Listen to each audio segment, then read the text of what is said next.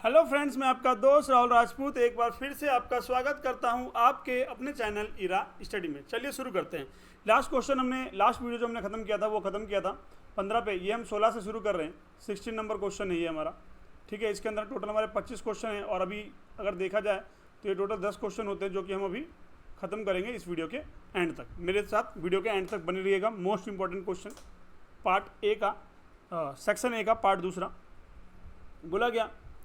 आप बोलोगे यार सर 25 क्वेश्चन हैं, बहुत ज़्यादा हो जाएंगे, अभी सेक्शन बी भी है, सेक्शन सी भी है। तो मेरे भाई आप अगर देखोगे ना लास्ट ईयर के पेपर का, तो इस क्वेश्चन के अंदर पूरे के पूरे 16 से लेकर 24 तक के जितने भी आपके प्रीवियस ईयर एग्जाम है सारे क्वेश्चन को कवर किया गया है। और अगर उनमें कुछ ऐसा रह गया है कि पूरा का पूरा कुछ ऐसा इंपॉर्टेंट है उसको भी डाला गया है। इट मीन्स मैं ये कह सकता हूँ 90% का सिलेबस यहाँ से कवर हो जाएगा इस वीडियो से। 100% का PYQ कवर हो रहा है, उसमें कुछ इंपॉर्टेंट क्वेश्चंस हैं जो कि यहाँ पे कवर हैं। तो वीडियो में एंड तक बने रहिएगा। When is an individual dispute deemed an industrial dispute. कहता कब एक इंडिविजुअल डिस्प्यूट इंडस्ट्रियल डिस्प्यूट बन जाता है। तो बोला गया as per section 2A an individual dispute become a industrial dispute it is a realize to. कब रियलाइज होता है? जब एक डिस्चार्ज हो, डिसमिस हो, रिटायरमेंट हो, टर्मिनेशन हो, इवन नो अदर वर्कमैन या union involve such individual dispute shall be deemed as industrial dispute. कोई अदर यूनियन इन्वॉल्व हो या ना हो, वो इंडस्ट्रियल डिस्प्यूट बन जाता है। नीचे कुछ हिंदी में एक्सप्लेनेशन लिखा गया है, ये एक्सप्लेन करने के लिए, समझाने के लिए गया। क्यों इंपॉर्टेंस क्यों है उसके बारे में बताया गया। इंपॉर्टेंस इसलिए है कि भैया जो इंडिविजुअल गवर्नेंस हो उसको क्या किया जाए, शैल गॉट लीगल प्रोटेक्शन, एक इंडिविजुअल गवर्नेंस को लीगल प्रोटेक्शन मिल सके। अगला question, question number 17, what is the wager under the payment of wages act. Wager क्या है? What is the wager under the payment of wages act. Payment of wages act, payment जब labour किया जाता है उसके ऊपर लगता है। वैगर इसके बारे में बोला गया। Note the act does not define wager specifically. इस एक्ट के अंदर वैगर को स्पेसिफिकली डिफाइन नहीं किया गया है। However the term wages is defined under section 265 numerical में लिखा हुआ है, ठीक है, 6 of the payment act 1936। But in general English and legal usages wager means a better और gamble which is not enforceable in court. मतलब बैगर का मतलब हुआ कि जो आप गेमिंग करते हो ना, जुआ वगैरह खेलते हो, उसको बोला गया better and gamble which is not enforceable in court. अगर कोई पेमेंट कर रहा है किसके, जुए की या किसी तरीके की गैम्बल की, गैम्बलिंग वगैरह करने की, तो उसका पैसा उसके वो पेमेंट एंड वेजेस एक्ट के अंदर कवर नहीं किया गया। मीन इन द एक्सटेंट कहता है in a labour law wages are not a wagers, they are payment of actual work done. काम किया गया उसके बारे में दिया गया बेटर एंड गैम्बल, ठीक है। कहता है wager is not a wages, it is not a related to real employment, so it is not a protect under this act. इसमें रियल एम्प्लॉयमेंट नहीं होता है ना। बैगर एक सट्टा शर्त का क्या होता है? सट्टा एक शर्त का मतलब होता है बिना काम किए गए मिलने वाले पैसा, ठीक है। चलो ये बोला गया, एक्सप्लेन किया गया। If 2 person has to cricket match, और एक बंदा बैगर करता है ना, उसके बारे में एग्जाम्पल दे रखे हैं बस, ठीक है। अगला क्वेश्चन है question number 18, define dependent under workman compensation act 1930-23। कहता है क्या हमें डिपेंडेंट अंडर वर्कमैन्स, डिपेंडेंट क्या बोला गया, dependent under workman's compensation act 1923 define किया गया। किसको? डिपेंडेंट को। डिपेंडेंट कौन होता है? कहता है section 2 sub section 1 clause B के अंदर now called employees compensation act, है ना। इसको किस में बोला गया? एम्प्लॉइज कंपनसेशन एक्ट के अंदर डिफाइन किया गया डिपेंडेंट को। बोला गया dependent means any person following relative of the deceased employee who are wholly or partly dependent on his earning at the time of his death। मतलब क्या बोला गया कि वो पूरे से पूरे डिपेंड है। किस पे डिपेंड है? Means any of the flowing, relative हो या डिसीज्ड एम्प्लॉय हो, है ना, हु वर होली या पार्टली, मतलब पूरी तरीके से या थोड़ा सा, depend on his earning at the time of his death, उसके मरने के टाइम पे वो पूरा का पूरा क्या था, उस पर ही डिपेंड था। मान लो कोई एम्प्लॉय जिसकी मर गया, उस पर कौन कौन डिपेंड था? सीधी सी बात है, विडो क्या होती है, अपने पति पे डिपेंड होती है, माइनर सन, अनमैरिड डॉटर या विडो मदर, ऑलवेज डिपेंडेंट। ये सब कौन से होते हैं? ऑलवेज क्या होते हैं? डिपेंडेंट होते हैं।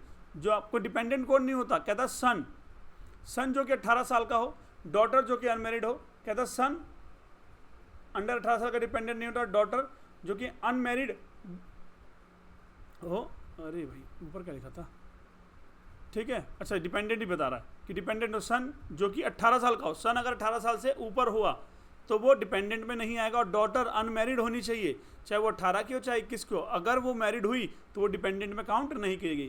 कंसीडर डिपेंडेंट, बहुत सिंपल और इजी टॉपिक, अगर आ जाए अपना आराम से लिख सकते हो। फादर, माइनर इलिटरेंट चाइल्ड, देखो फादर आ गया, माइनर इलिजिटेट चाइल्ड मतलब एक चाइल्ड जो कि मतलब काफ़ी ज़्यादा कमज़ोर है वो, है ना। Married daughter, if minor, minor कोई डॉटर है जो कि शादीशुदा तो है बट वो क्या है, माइनर है, तो वो भी डिपेंडेंट ही कहलाएगी। Sister, if unmarried and minor, क्या कहते हैं, अनमैरिड भी और क्या है, माइनर भी है। इफ़ दे वेयर डिपेंडेंट, ये सारे क्या कहलाएंगे, डिपेंडेंट कहलाएंगे। हाँ, ऊपर हिंदी में एक्सप्लेनेशन दिया गया, बोला गया importance, only dependent are entitled a compensation in case of death employee due to the work injury. भाई क्यों इंपॉर्टेंट रहा डिपेंडेंट को डिफाइन करने के लिए, हैं? अब ये बताओ इस एक्ट के अंदर, कंपनसेशन एक्ट के अंदर डिपेंडेंट को क्यों डिफाइन किया गया, ताकि जो बंदा वर्क करते टाइम पे इंजरी हो जाए, डेथ हो जाए, तो कंपनसेशन किसको मिलना चाहिए, उसके डिपेंडेंट परिवार को मिलना चाहिए, इसलिए डिपेंडेंट को डिफाइन किया गया।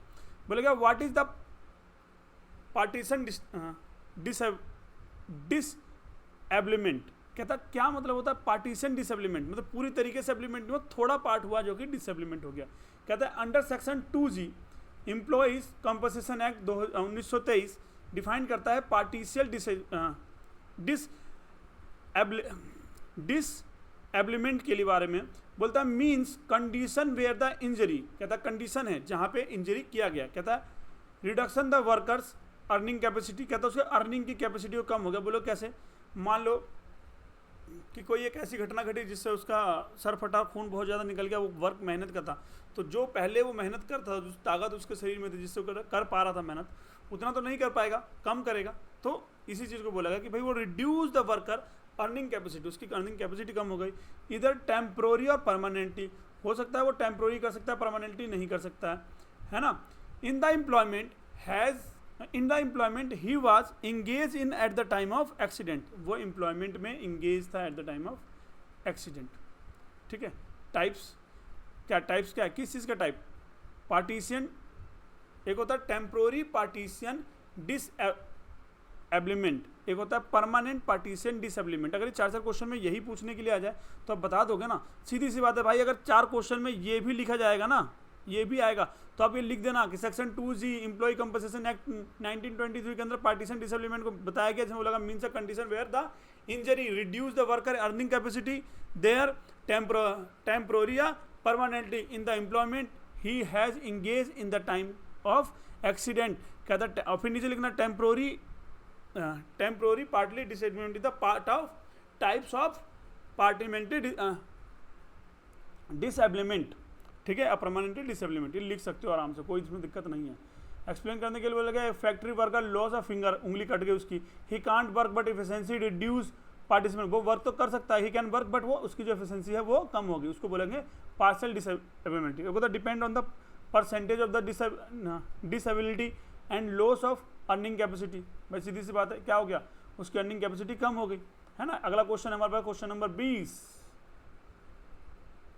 कहता है defined minimum wages. Minimum wages क्या है, तो कहता है मिनिमम वेजेस एक्ट 1948 के द्वारा सेक्शन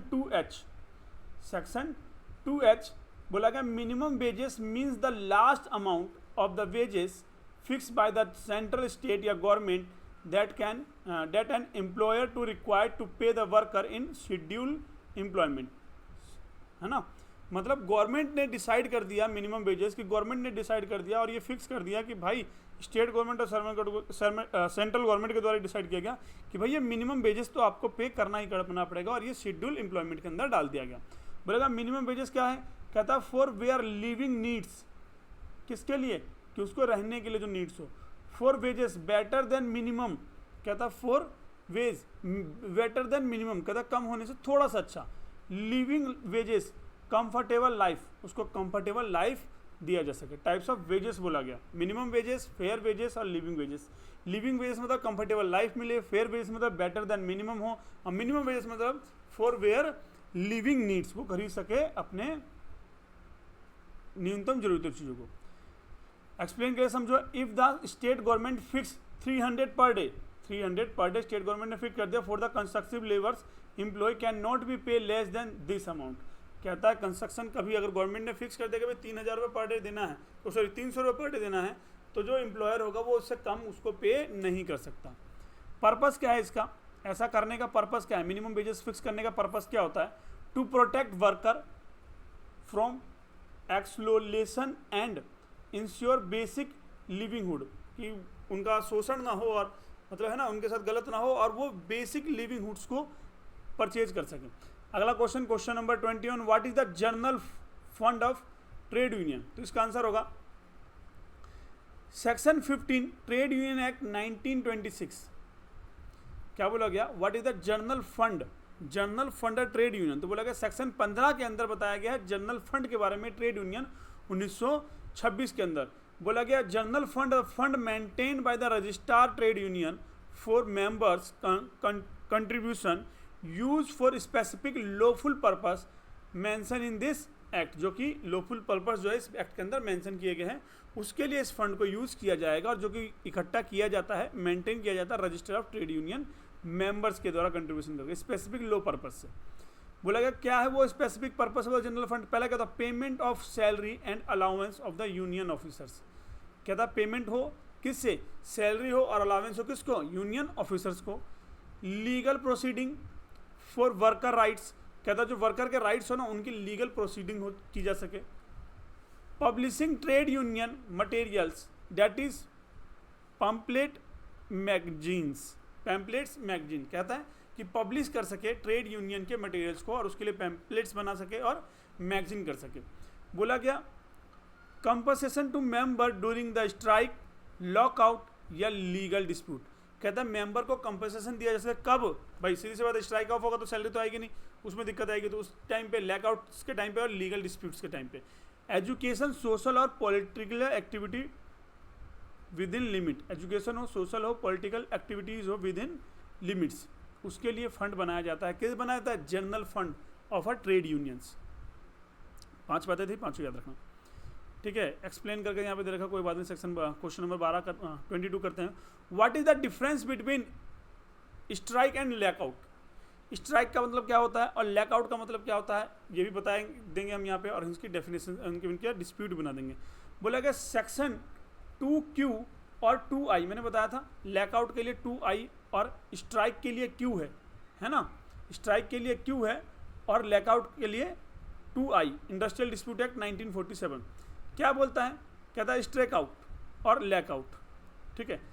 मीनिंग की बात करी जाए तो work stoppage by the employees, work क्या होता है, करना बंद कर देता है एम्प्लॉय, स्ट्राइक कर दिया भैया, क्या करते हैं, सुना होगा यार फिल्मों में, हिंदी फिल्मों में लाइनें सुनी होगी कि क्या, तो फैक्ट्री में वर्करों ने स्ट्राइक कर दिया, काम करना बंद कर दिया। लॉकआउट मतलब work stoppage by the employer, work employer के द्वारा रोका गया है, ठीक है। हु इंटेंशन वर्कर्स, वर्कर का इंटेंशन होता है, यहाँ एम्प्लॉयर का इंटेंशन होता है लॉकआउट के अंदर।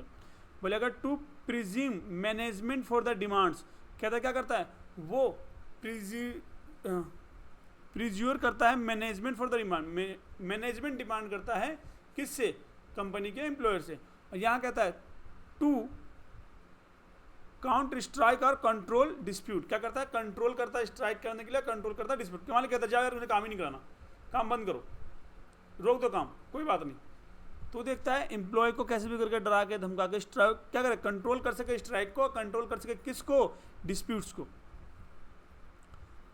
ठीक है। फिर बोला गया refuse to work by a group of employ, क्या कहता है रिफ्यूज कर दे work by a group of employ, भाई पूरा का पूरा जो काम करने का जो एम्प्लॉय होता है वो पूरे के पूरे एम्प्लॉयज़ क्या करते हैं, वर्क को रिफ्यूज कर देते हैं, भैया हम नहीं करेंगे, है ना।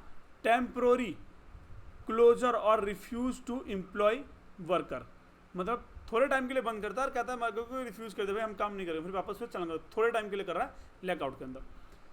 कहता है factory worker refuse to worker for wages increase, क्या करता है रिफ्यूज कर देता है वर्करों को, किसके लिए कि वेजेस इनके इंक्रीज करो।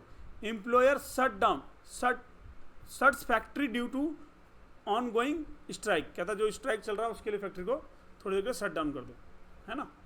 Question number 23, what is the difference between workman and employ, कहता क्या डिफरेंस है वर्कमैन में और एम्प्लॉय के अंदर। तो बोला क्या, देखो मैंने पहले बताया एम्प्लॉय में सभी आ जाते हैं और वर्कमैन नहीं आता, लिख तो यहाँ के बोलते हैं। देखो section 2S industrial dispute act 1947 कहता है पर्सन, ये कैसे हो गया,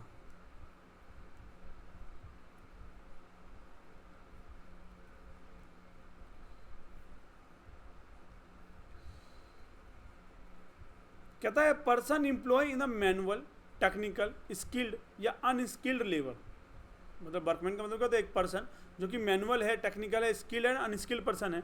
इंक्लूड एप्रीपेरेंस, मतलब उसके अंदर एप्रीपेरेंस भी है। एक्सक्लूड दोज इन मार्जिनल या supervision role drawing the salary, और सैलरी क्या होता है 10,000 के नीचे नीचे, है ना। बोला employ general terms cover all kind of person employ an organization including administrative, clerical, है ना, clerical और या marginal एक्सेट्रा। अरे लिख सकते हो भाई, इसके अंदर के एम्प्लॉय वो है जो मैनेजिंग देखता है, एडमिनिस्ट्रेटिव देखता है, वो एम्प्लॉय के अंदर आ जाता है। वर्कर के अंदर होता है जो फैक्ट्री वगैरह देखते हैं, जो स्किल्ड भी हो सकता है, नहीं भी, उसके अंदर सुपरविजन उसके अंदर हो भी और ना भी हो, ठीक है। Not defined specific under ID act, कहता है एम्प्लॉय को कहीं स्पेसिफिक डिफाइंड नहीं किया गया अंदर एक्ट के अंदर, पर वर्कमैन्स को डिफाइंड किया गया है सेक्शन 2S के अंदर। टिप्स दे रखा है कि every workman is the employ but every employ is not. ये लाइन बहुत अच्छी है, अगर आप लिख के होगे तो मार्क्स मिलेगा।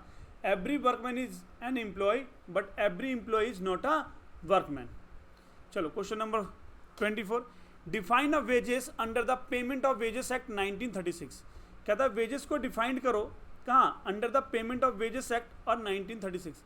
अभी ऊपर क्वेश्चन था ना जहाँ मैंने वेजेस को बताया कि वेजेस कहाँ डिफाइन किया, सेम ही क्वेश्चन तो आ गया, यहाँ पे रिपीटेड क्वेश्चन हो गया ये। सेक्शन 2VI में पेमेंट ऑफ द वेजेस, अब बोला गया wages means a remuneration paid to the employed person for the work done including basics pay, dividend allowance, है ना, इंसेंटिव, ओवर टाइम वेजेस। अच्छा वो वैगर था जिसके अंदर मैंने क्या कहते हैं वो बताया था ना, नहीं ऊपर क्या था यार, वेजेस का ही था ना कुछ,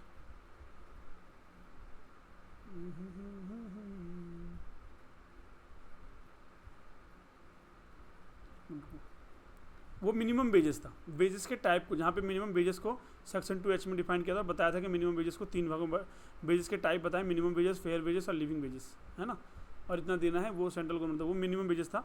अभी जो हम ये पढ़ रहे हैं क्वेश्चन नंबर 24, क्वेश्चन नंबर 24 जो हमारा है ये हमारा वेजेस है, जहाँ पे हम डिफाइन करते हैं वेजेस को। 2I के अंदर भी डेफिनेशन है कि wages means a remuneration paid to the employed person for the work done including basics pay, DA, incentive, overtime wages, bonus, contractual या not include bonus not under the employment contract, employers contribute to PF provident fund और gratuity, ठीक है। बोला गया if workman इन, देखो अब ये कैसे है, इसमें एग्जांपल है समझो। कहता है इफ अ वर्कमैन अर्न 15,000 रुपये monthly including DA, over time, that total consider wages under this act, इसको टोटल कंसीडर माना जाएगा। अब क्वेश्चन नंबर, लास्ट क्वेश्चन हमारा इस पेपर का क्वेश्चन है इस सेक्शन का 25, डिफाइंड बोनस, बोनस को डिफाइंड करना है। What is the minimum and maximum under the bonus act, कहता है मिनिमम और मैक्सिमम कितना बोनस देता है। बोला गया payment of bonus act 1956 bonus है, कहता है ए मॉनेटरी रिवॉर्ड होता है, क्या होता है पैसे में दिया जाएगा reward, paid to the employees based on the profit और प्रोडक्टिविटी, कहता है उसके प्रॉफिट और उसकी प्रोडक्टिविटी के बेस पर पेश किया जाता है। सैलरी या वेजेस अगर 21,000 से कम हो या 21,000 के बराबर हो मंथली, तो at least 30 days of work in the according accounting year, कहता है उस अकाउंटिंग ईयर के अंदर 30,000 रुपये उसको, तो 30 दिन का काम का पैसा उसको देना पड़ता है, किसमें, एक बोनस के रूप में। बोला गया मिनिमम बोनस क्या कहता है, सेक्शन 10 कहता है 8.33% ऑफ सैलरी या 100 रुपये विच एवर इज हायर, जो ज़्यादा होगा भाई 100 रुपये भी बोनस दिया जा सकता है अगर उसकी सैलरी का 8.33%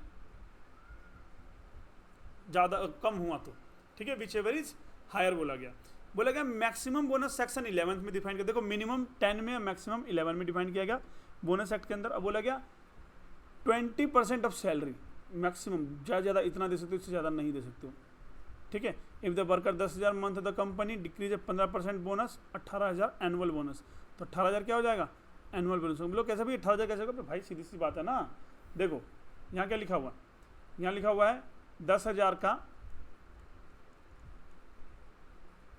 15%, 10,000 का 15% कितना आएगा सोचो, 1,500 रुपये। ये तो 1 महीने का हुआ, 12 महीने का करा जाए तो ये 18 आ गया ना, 18,000 एनुअल बोनस।